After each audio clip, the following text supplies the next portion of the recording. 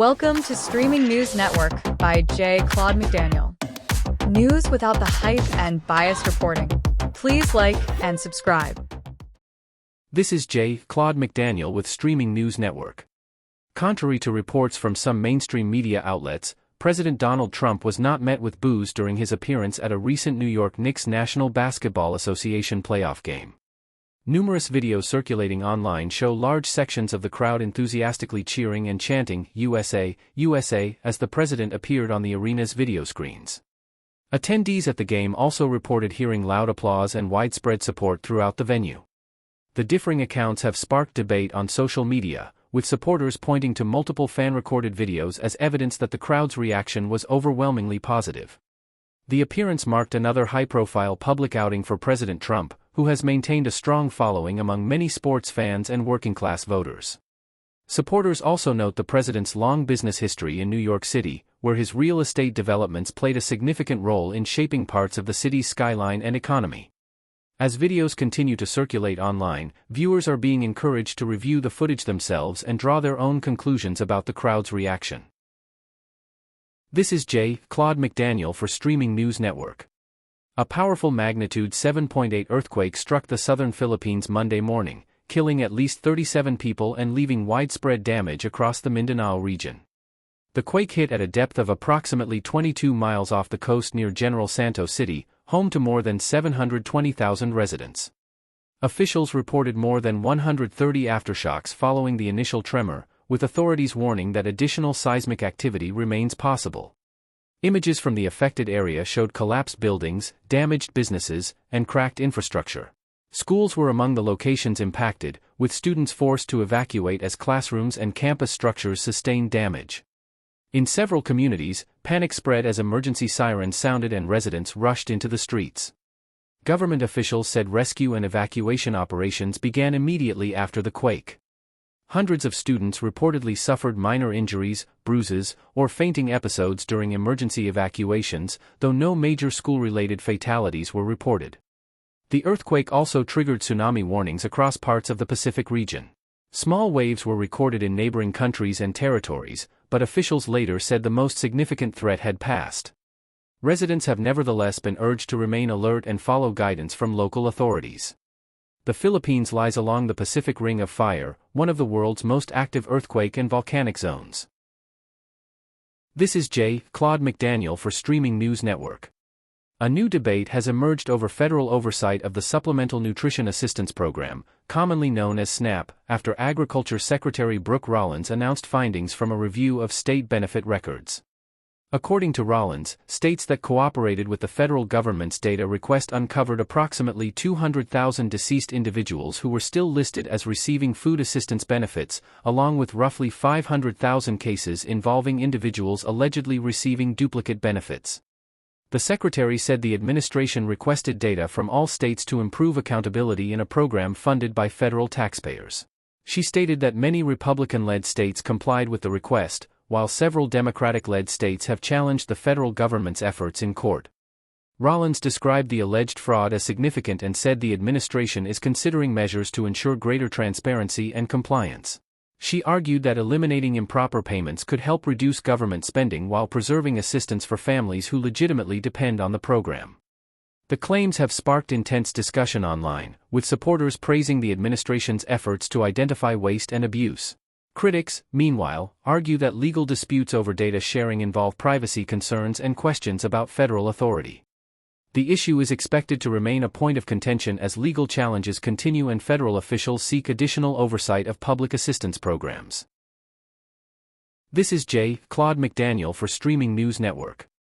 A growing legal battle is unfolding between the U.S. Department of Justice and the state of California over access to voter registration records and election oversight. Federal officials say California has blocked efforts to conduct an audit of the state's voter rolls, prompting a lawsuit that is now before the Ninth Circuit Court of Appeals. Bill Asaley, first assistant U.S. attorney for the Central District of California, argues that federal law gives the government authority to review voter records to help ensure that only eligible citizens participate in federal elections. Eseli has also raised concerns about California's voter registration and ballot collection policies, including the forms of identification accepted for certain first-time voters and the state's handling of voter roll maintenance. He says federal officials want to determine whether records are being updated promptly when voters die, move away, or become ineligible. California officials have maintained that state privacy protections limit the release of voter information, a position federal authorities are challenging in court. The dispute comes amid a broader national debate over election security, voter access, and the balance of authority between state and federal governments. The outcome of the case could have significant implications for election oversight and voter record reviews across the country. This is Claude McDaniel for Streaming News Network. A new nationwide survey suggests that many Americans are growing increasingly frustrated with what has become known as tipping culture, with a large majority saying requests for gratuities have become excessive. According to a survey of 1,000 adults, 78% of respondents believe tipping expectations have become unreasonable, while 44% say they are leaving smaller tips in 2026 than they did a year ago. The findings indicate a growing backlash against tip requests that now appear in a wide range of settings, from coffee shops and takeout counters to rideshare applications and self-service kiosks. Industry analysts say financial pressures may be playing a major role. With many households facing higher costs for food, housing, utilities, and other essentials, consumers are becoming more selective about when and how much they tip. Restaurants appear to be feeling the impact most, with 35% of respondents reporting they have reduced gratuities when dining out. Grocery delivery services, hotels, ride-share providers, auto repair shops, and hair salons also reported declines in tipping behavior. Analysts describe the trend as tipping fatigue, as consumers push back against what they see as a growing expectation to leave extra money in situations where tipping was once uncommon. This is Claude McDaniel of Streaming News Network. The Trump administration is preparing to increase immigration enforcement efforts in New York City, according to comments made by White House border czar Tom Homan.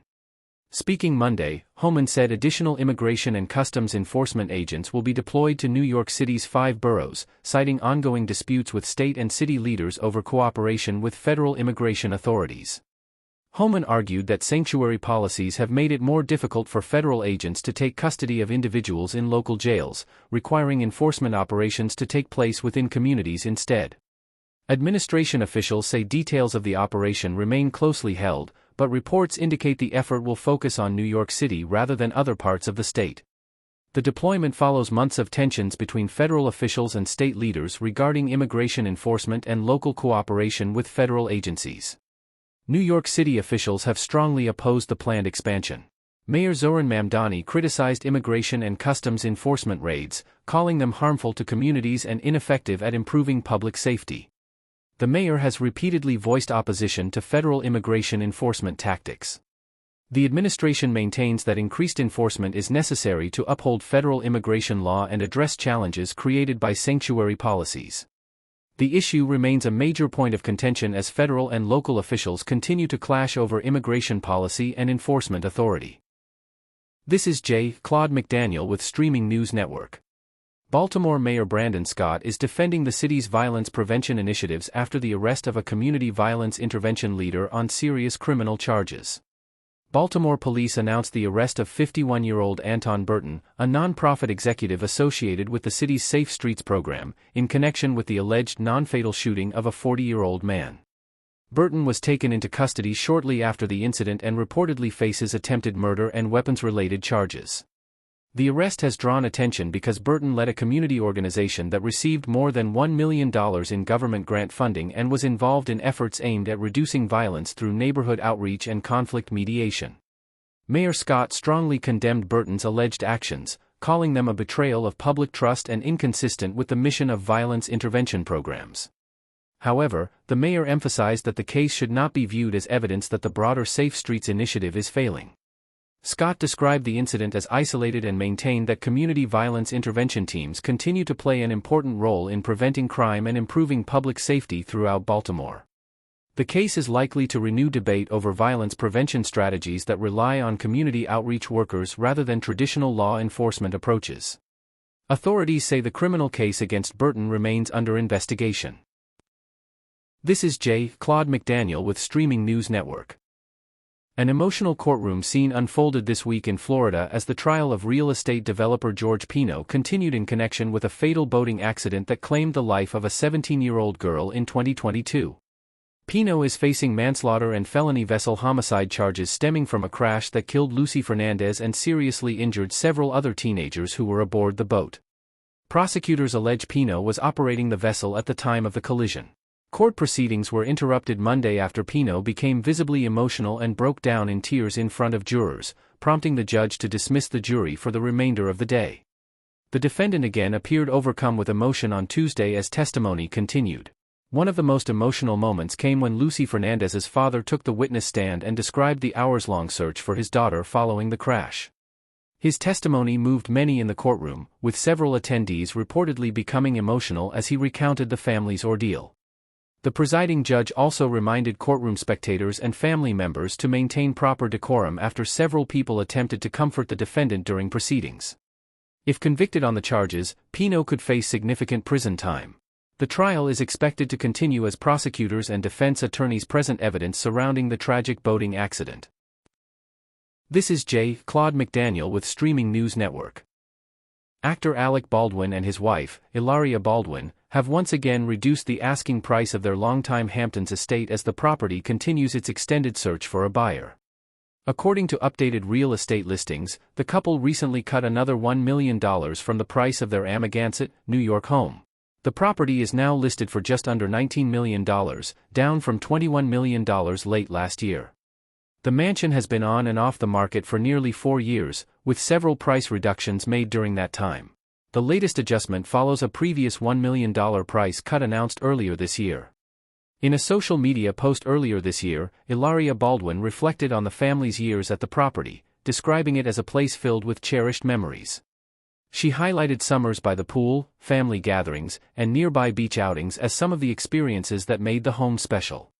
Hilaria also revealed that the family is preparing for what she called a new adventure, though she did not disclose where they plan to move next. She described leaving the property as bittersweet and expressed hope that the next owners will appreciate the home as much as her family has. Thank you for listening to Streaming News Network videos and shorts. Please like and subscribe to our news channel.